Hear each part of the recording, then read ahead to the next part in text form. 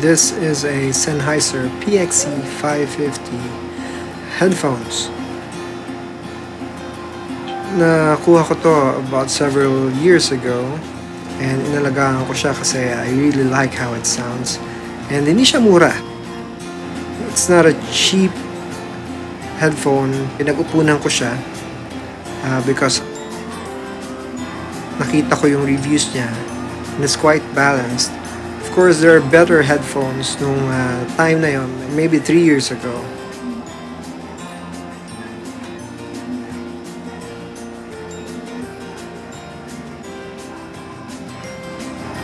I've used and abused it, and ito na yung naging resulta niya after so many hours of using it.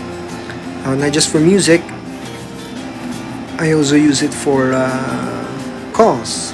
Maganda rin yung audio niya or yung microphone niya sa calls. So maganda yung mga functions niya, particularly yung kanyang noise cancelling. But with this kind of ear cups or the cushion, nawala na yung kanyang functionality na yon, or na-diminish na yung kanyang functionality na yon because may nagli-leak na yung sound from the speakers, and nakakapasok na rin yung sound from the outside. Still good, but nabawasan na yung kanyang ganda.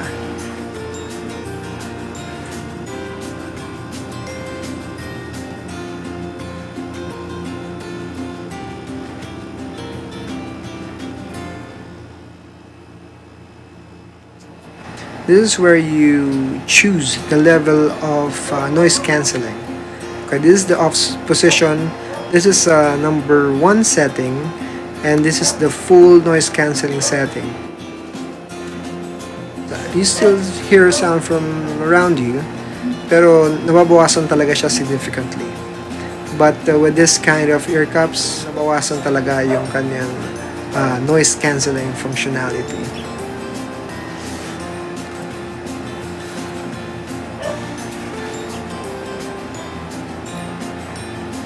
So, this is not the first time I'm doing this, na palitan ko yung ear cups. I also did this with a Sony headphones that I was using years ago. Kaya hindi na bago sa akin yung idea that this can be done. So when I searched Lazada, Shopee din naman, but I think Lazada has a better price. So when I searched Lazada, it's available. I think it ships from China. Most of the products like this, makikita nyo, it ships from China. Most of the headphones naman, napapalitan yung kanyang ear cups for the phone. At ganyan ang itsura niya pagbago.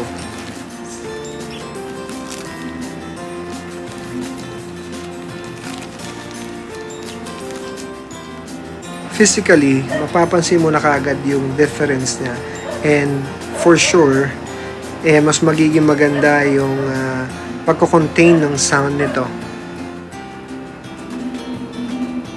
Mas lalo mo may experience yung noise cancelling functionality nito.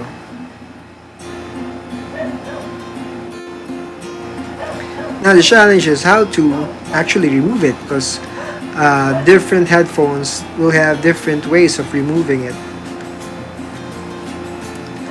So in this case, the way to do it is just try it out. You don't actually need any tools to remove it. Yeah, just try it out.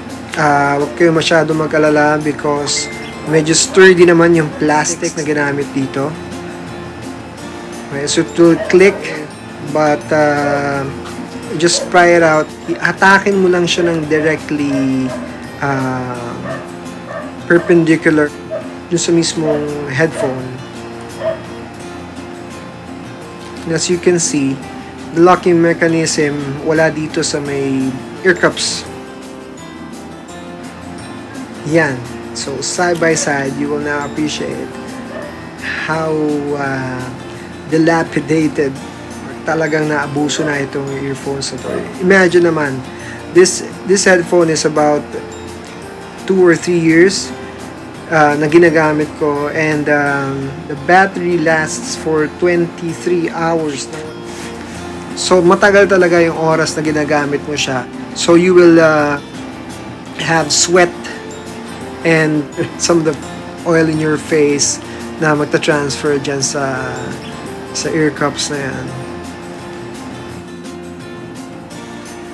Just observe how the locking mechanism works. Meron talaga siyang mga latches. So just be very careful na huwag mo siyang tutulak nang hindi nakatama doon sa edge ng ear cups. So ito, medyo kinakapa ko pa kasi I'm not sure if mauna yung ilalim or yung ibaba. But in this case, inuna ko yung ilalim, nag-lock siya kaagad, and then just pushing. Pakiramdaman nyo lang na wag naman masira yung bagong ear cups. Pakiramdaman lang na wag ma-press masyado yung bagong ear cups, that the foam ay lumabas sa stitching niya. Okay.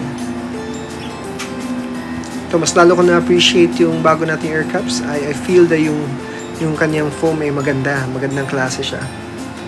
The leather is also good. It's comparable dun sa original. Yan. So, pag nalock mo na siya, mararamdaman mo naman lahat. Makikita mo that the edges are clipped and evenly pressed dun sa ating headphone. Okay, let's now do the other side.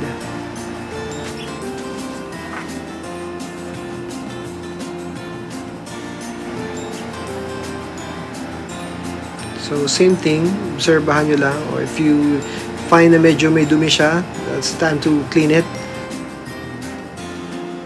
Obserbahan nyo lang which clips are easier na ipasok muna bago mo itulak lahat. For this side, medyo nahirapan ako. Kasi ang kulang na process dito is maybe you reach dun sa loob ng ear cups and then you pull it outwards para sumakto doon sa mga latches. For some reason, mas madaling itulak yung kabilang side kanina. Madali siya nag-lock. But in this case, medyo nahihirapan tayo.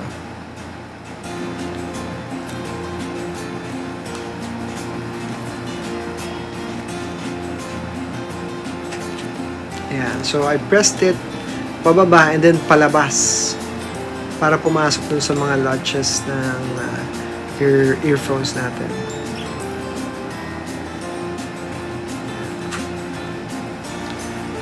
So, wala ka namang tool na pwedeng gamitin dito. So, you just use your hand. In fact, pag ginamitan mo pa nga ng mga tool store like, I don't know, screwdrivers or whatever, mas masisira mo siya because the material is really delicate. This foam and leather is very delicate. Mabubutas mo kaagad ito.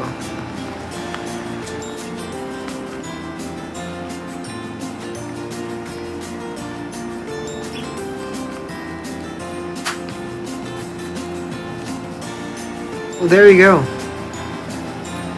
Wow. That just looks a lot better. Mukha siyang bago.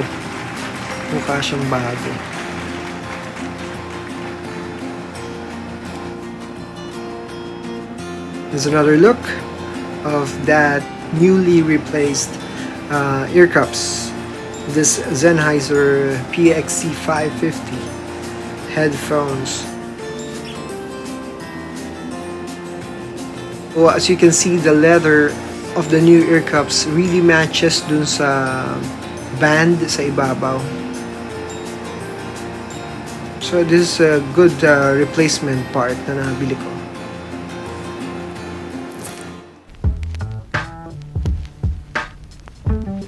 Now don't forget to like, dislike, comment, and subscribe. I'll see you around.